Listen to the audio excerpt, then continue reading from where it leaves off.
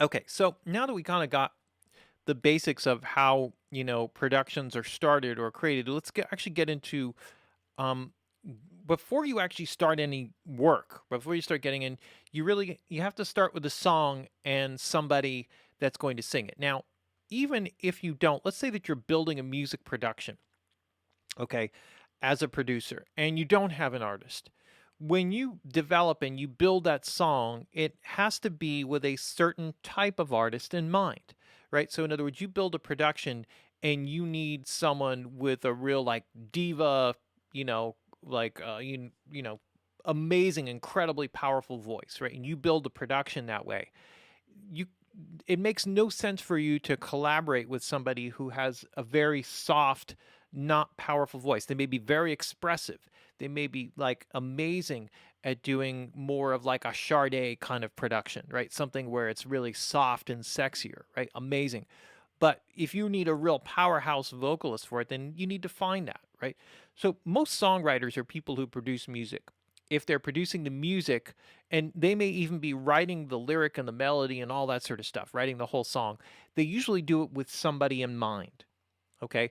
Now, historically, um, songwriters would usually get publishing deals, and you could still do this today. You can work for a publishing company. One of the major things that you're seeing now is these sort of clearinghouse kind of production studios where you sign a contract with a production company, and the production company is publishing. They have connections to record companies and artists and movies and television, and they sell songs. And what they do is they build a studio, and you go to work for them in the studio. Okay, now they don't pay you, right?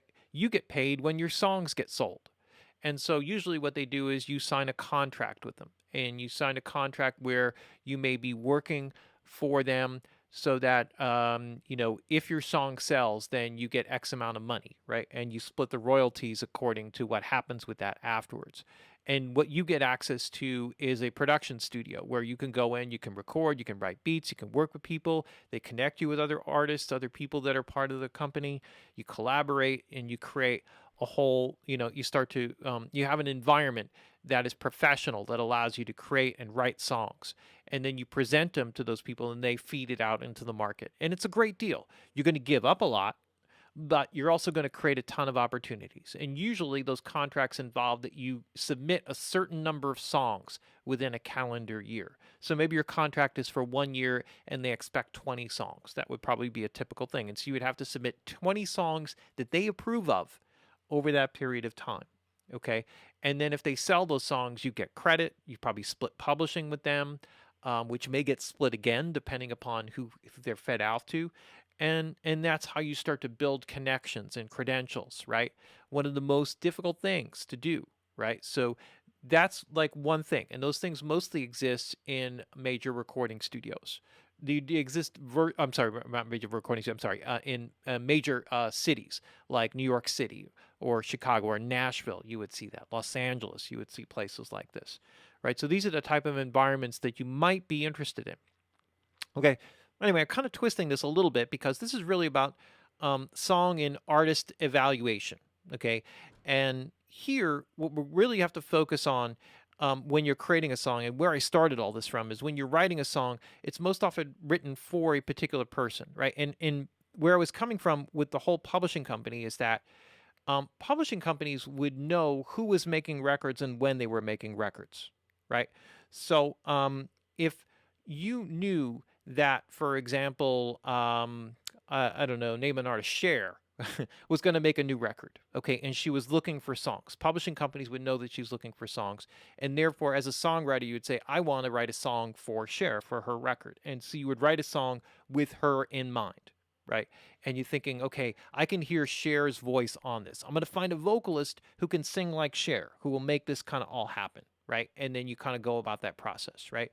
So now that's very different from Mozart, Adrian, right? So when you have Mozart in there, and I guess that kind of goes back to yes, okay, yeah, Harold, when you're talking about when you were a composer at some court, yeah, when you were a composer for a particular, like for the king or queen, that type of thing. That's all different. But if your music sucks, then you usually get your head cut off. So luckily today they have laws about stuff like that. You don't get your head cut off for real. You just get it cut off virtually, right? And and all of that. But anyway, when you write a song, it has a certain thing in mind. So the first thing is, what is the song about? If you have a really strong, powerful artist that you're writing the song for, then the production needs to match that power, right? So what is the song about, right? What is this powerful message that you're creating, right? How do you structure the melody, right? The song structure, right?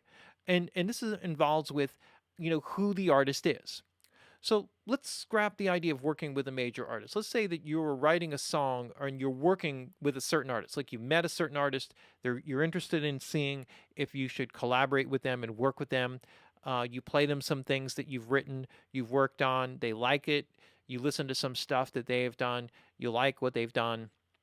You have to really evaluate what the skills are, right? What type of songs are they really good at? What artists do they most closely match up at? And this is really important because if you have an artist that has like, say you have an artist that is like a Katy Perry kind of artist.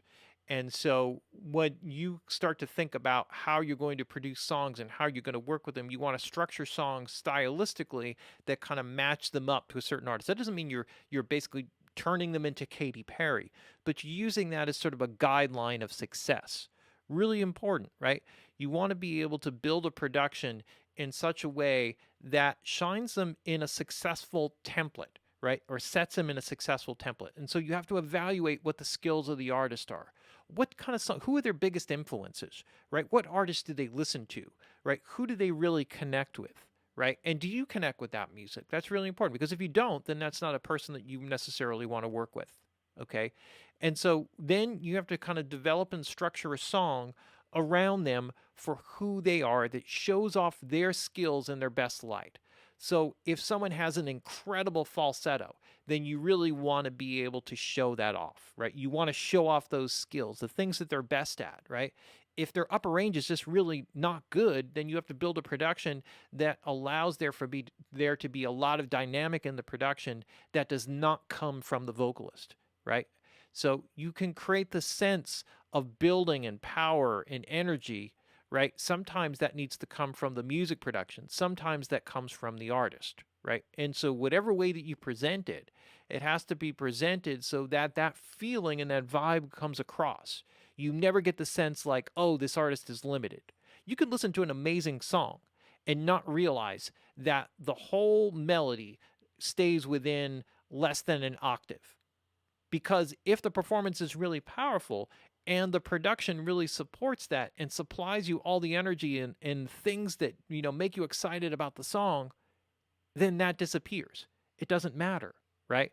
So you work and you build from your strengths and you design everything from the strengths, right? So if you think about it like from a football team, right? And you have a quarterback that has certain skills. Like maybe the quarterback is a really good pocket passer, right? They stand in the pocket and they could throw the ball all over the place, right? But they're not good at running. You design the team around that person to make them most successful. You give them the receivers and the blockers and the things that they need, and you set up and design a whole system so that that person's capability, their strength is what you use, right, to help make the team successful. And it's no different in making a music production, right? All the different parts, like if you think about and you break down all the individual elements of the individual people that are part of the team are all like different parts, right, in a song, right? And they all play a certain role and they all have a certain function and they all have a certain job to do. And if everybody does that all together, then you have success.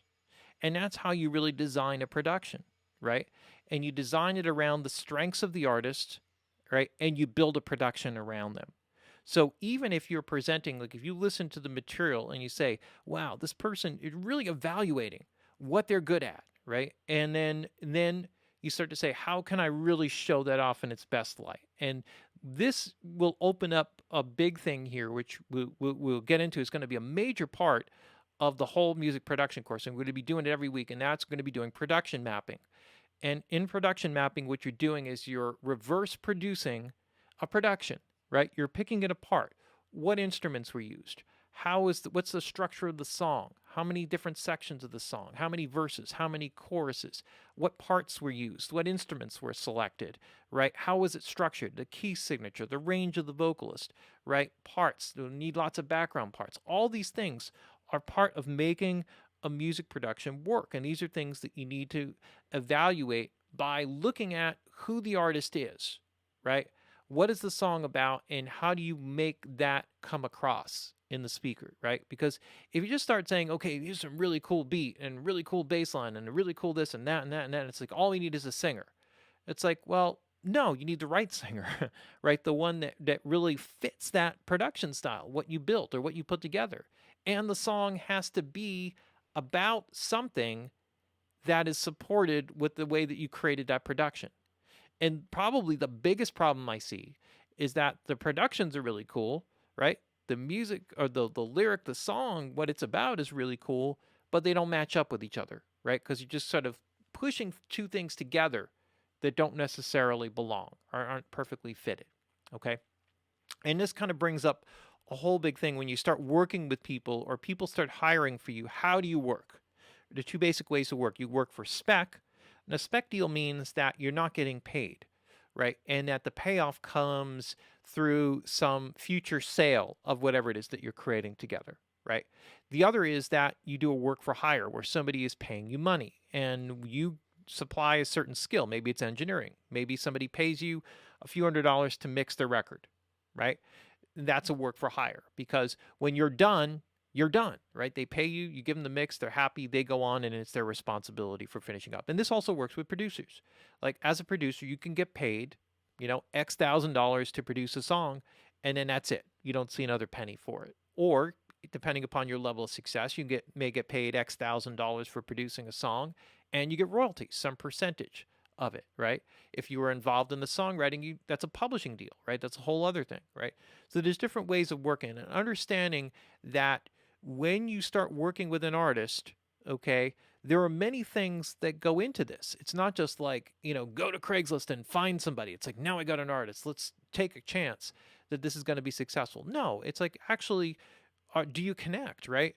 Are you really compatible with each other, right? Can you write a production that really suits what they do, right? So don't take things just for the sake of taking them, right? Work from your strengths. If your strengths match and are a good match and compatible with who they are as an artist, right? And you have the right vision and the right ideas and you make the right connection, then it's worthwhile. And then when you spend the time and energy, you will create something together that people will want to listen to. The other option is that you just take anybody who walks in the door and you start producing stuff for them and you end up really mad and angry at each other. It doesn't work out. It takes forever. It never gets finished. Or if it gets finished, nobody's really happy with it. And it doesn't work in the end, right? So it's a waste of time.